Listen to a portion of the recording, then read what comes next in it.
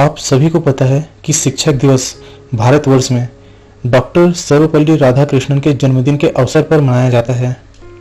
इस वीडियो में हम ये जानेंगे कि वो कौन सी खूबियाँ थी जिसके वजह से राधाकृष्णन को एक राजनेता के बजाय एक शिक्षक के तौर पर याद किया जाता है। डॉक्टर सर्वपल्ली राधाकृष्णन भारत के प्रथम उपराष्ट्रपति और द्वितीय राष्ट्रपति रहे हैं। वे भारतीय संस्कृति को धारण करने वाले एक महान शिक्षाविद, एक महान दार्शनिक और एक आस्थावान हिंदू विचारक थे। उनके इन्हीं गुणों के कारण सन 1954 में भारत सरकार ने उन्हें सर्वोच्च सम्मान भारत रत्न से अलंकृत किया था। उनका जन्मदिन 5 सितंबर भारत में शिक्षक दिवस के रूप में मनाया जाता है। डॉक्टर राधाकृष्णन का जन्म तमिलनाडु के तिरुतनी ग्राम में 5 सितंबर 1888 को हुआ था। राधाकृष्णन के पूर्वज कभी सर्वपल्ली नाम के गांव में रहते थे। इसी कारण से उनके परिजन अपने नाम के पूर्व सर्वपल्ली धारण करने लगे थे। डॉक्टर राधाकृष्णन एक गरीब किंतु विद्वान ब्राह्मण की संतान थे। वे 5 भाई और एक बहन थे। राधाकृष्णन इनमें से दूसरे थे। उनके पिता काफ़ी कठिनाई के साथ परिवार का निर्वहन कर रहे थे। इसी कारण बालक राधाकृष्णन को बचपन में कोई विशेष सुख सुविधा प्राप्त नहीं हुआ था। पढ़ाई लिखाई में उनकी काफ़ी रुचि थी। इनकी आरंभिक शिक्षा तिरुवल्लुवर के गौड़ी स्कूल और तिरुपति मिशन स्कूल में हुई थी। फिर मद्रास क्रिश्चियन कॉलेज में उन्होंने अपनी पढ़ाई पूरी की थी।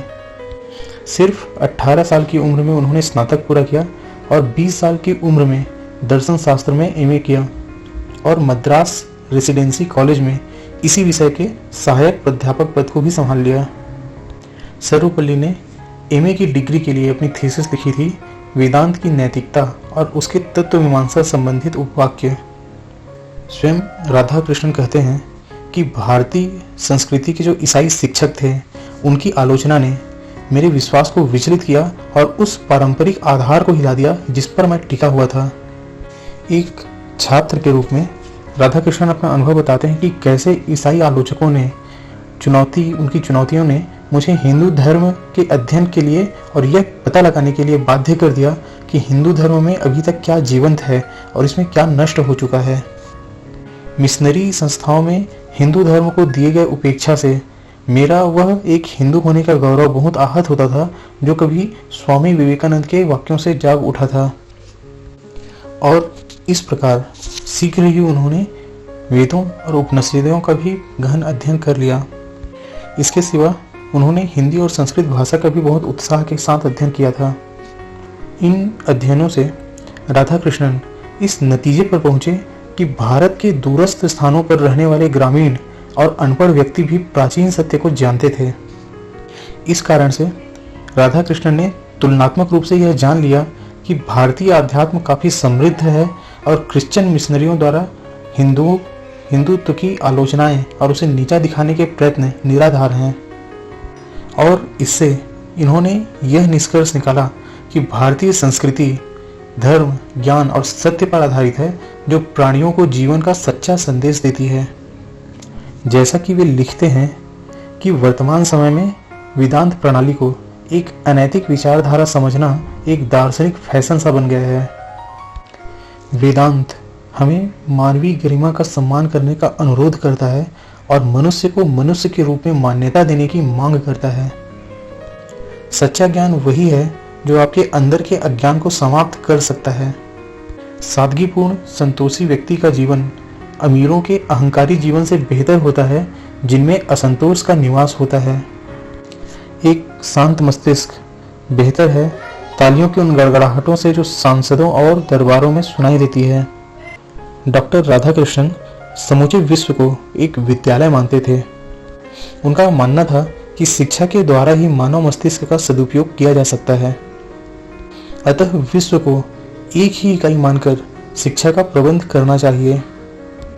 उनका मानना था कि बिना शिक्षा के इंसान कभी भी अपनी मंजिल तक नहीं पहुंच सकता है। इसीलिए इंसान के जीवन में एक शिक्षक का होना बहुत ही जरूरी है।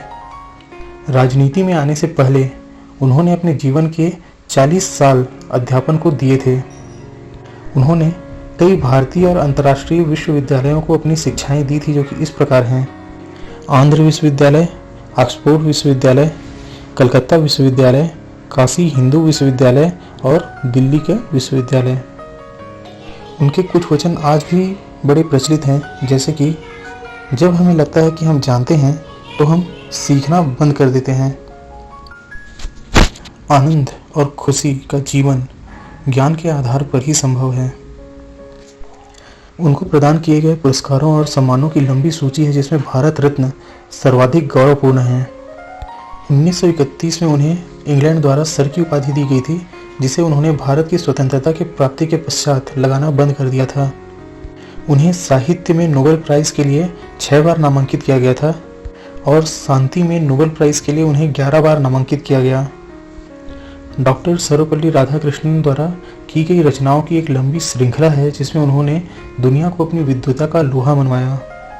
डॉक्टर राधाकृष्णन ने अपने लेखों और भाषणों के माध्यम से विश्व को भारतीय दर्शन शास्त्र से परिचित कराया। सारे विश्व में उनके लेखों की प्रशंसा की गई थी। आइए एक नज़र दौड़ाते हैं कि भारत में किस प्रकार से शिक्षक दिवस मनाया जाता है। इस दिन आमतौर पर स्कूलों में पढ़ाई बंद रहती है और स्कूलों में उत्सव, प्रतियोगिता और पुरस्कार वितरण आदि की गतिविधियां होती हैं। बच्चे और शिक्षक दोनों ही सांस्कृतिक गतिविधियों में भाग लेते हैं। स्कूल, कॉलेज सहित अलग अलग संस्थाओं में शिक्षक दिवस पर विविध कार्यक्रम आयोजित किए जाते हैं, जहां छात्र विभिन्न तरीके से अपने गुरुओं का सम्मान करते हैं, तो वहीं शिक्षक गुरु शिष्य परंपरा को कायम रखने का संकल्प लेते हैं। स्कूल और कॉलेज में पूरे दिन उत्सव सा माहौल रहता है। दिन भर रंगारंग कार्यक्रम और सम्मान का दौर चलता है। इस दिन डॉक्टर सर्वपल्ली राधाकृष्णन को उनकी जयंती पर याद करके मनाया जाता है। आशा करता हूँ कि इस वीडियो में आपको डॉक्टर राधाकृष्णन और उनके विचारों से अवगत होने का अवसर मिला होगा। इस वीडियो को आप अपने मित्रों को और विशेषकर सहपाठियों को और अपने शिक्षकों को भी अवश्य शेयर कीजिएगा। धन्यवाद। जय हिंद।